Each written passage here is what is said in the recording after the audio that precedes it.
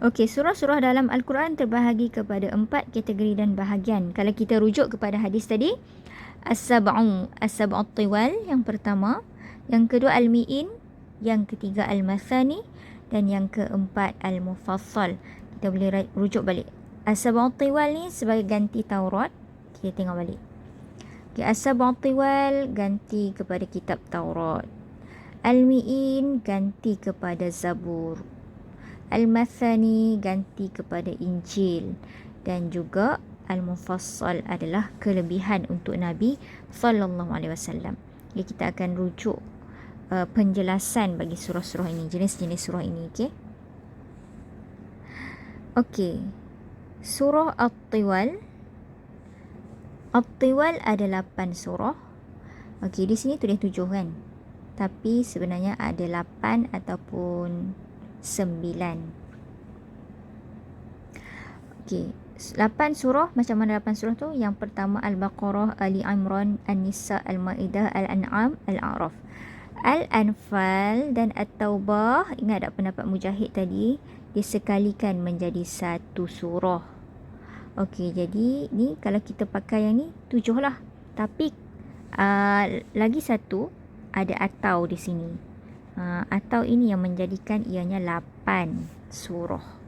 8 surah tetapi dia sekalikan pada surah yang ke-7. Okey, surah Al-Anfal dan At-Taubah atau Yunus. Sebab ada ulama cakap surah Al-Anfal dan At-Taubah ataupun surah Yunus. At-Tiwal tu. Okey, At-Tiwal maksudnya panjang. Jadi kita ingat 7 surah atau 8 surah ini adalah semuanya panjang-panjang melebihi 100. Okey, surah yang kedua iaitu Al-Mi'in. Al-Mi'in ayatnya berjumlah lebih daripada 100 atau hampir.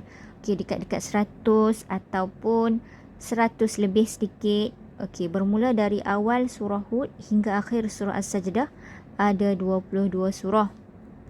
Seterusnya surah Al-Mathani. Surah Al-Mathani, surah yang menyusuli Al-Mi'in. Okey, selepas surah-surah dalam surah Al-Mi'in sehingga As-Sajdah ni, okey, surah Al-Mi'in. Ayat-ayatnya kurang daripada 100. Okey, kuranglah, semakin pendek. Kadang-kala keseluruhan Al-Quran dipanggil Al-Mathani. Kamu boleh rujuk surah Az-Zumar ayat 23 dan surah Al-Hijr ayat 87 yang menunjukkan macam mana Allah panggil Al-Quran itu sebagai Al-Mathani. Okay, surah Al-Mathani bermula dari awal surah Al-Ahzab hingga awal surah Qaf atau awal surah Al-Hujurat. Ada 18 surah rujuk belakang Al-Quran. Kemudian surah Al-Mufassal iaitu surah-surah pendek. Okay, surah-surah inilah yang diberi kelebihan kepada Nabi Muhammad sallallahu alaihi wasallam. Dinamakan Al-Mufassal kerana ayat-ayatnya terpisah-pisah yang diceraikan dengan lafaz basmalah. Maksudnya surah-surah pendek itu dipisah-pisahkan dengan Bismillahirrahmanirrahim. Kalau kamu tengok Al-Mufassal dengan perkataan Al-Faslu, kelas. Okey, kelas ni maksudnya terpisah-pisah. Jadi Al-Mufassal pun terpisah-pisah atau tercerai-cerai. Kita tengok kelas Ikram, Faslu, Fatanah, kelas Fatanah. Faslu Ikram, kelas Ikram. Jadi kamu akan nampak Al-Mufassal ni adalah sesuatu yang terpisah-pisah sebagaimana terpisahnya satu kelas dengan kelas yang lain. Okey, seterusnya surah Al-Mufassal ini juga dinamakan dengan Al-Muhkam. Al-Muhkam ini maksudnya jelas. Bermula dari awal surah Qaf atau awal surah Al-Hujurat, diakhiri surah An-Nas. Ada 66 surah. Jadi 66 surah Nabi diberi kelebihan dengan surah Al-Mufassal, iaitu surah yang paling banyak dalam kategori ini. Surah Al-Mufassal walaupun pendek-pendek terbahagi kepada 3, iaitu ada yang pendek yang agak panjang. Kemudian pertengahan dan juga pendek.